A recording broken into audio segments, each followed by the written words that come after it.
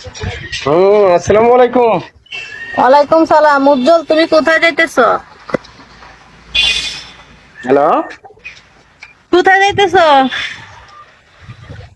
যাইতেছি না, বসতে আছি। বউ না দেখলে পিটাইবো, ঘরে থেকে কথা কও, এত সাহস কে দিছে? আই আই রে, পিটাইবো না। কেন? বউ তো বন্ধু। তোমার বউ তোমাকে ভালোবাসে না? তুমি যে আমার সাথে কথা বলো, রাগ করবে না? কেন, কিসের জন্য করবে?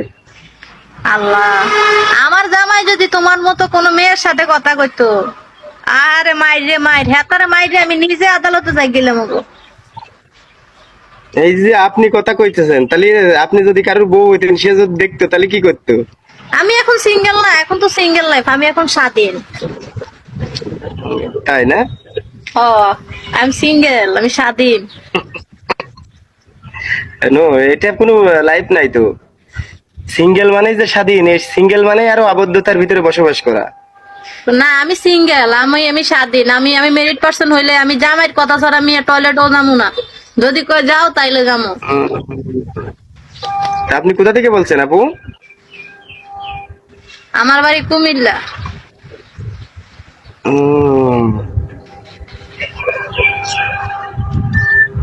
তোমার কুমিল্লার থেকে বাড়ি কইছেন? কোথায়? কুমিল্লার ভাষা তো এমন না। কেন, তোমার কাছে কি মনে হয় আমি চায়নাতে থাকি? হুম, কুমিল্লার ভাষা এত সুন্দর হতেই পারে না। আমাদের কুমিল্লার ভাষা সবচেয়ে সুন্দর। ওহো, এত শুদ্ধ না। আমাদের ভাষা আর আপনাদের ভাষা সেম টু প্রায় সেম। না না, তুমি কি বেজ্জতি করতেছো আমারে? আমার আমার আমার শহরের বেজ্জতি করলে আমি তোমার সাথে কথা বলবো না।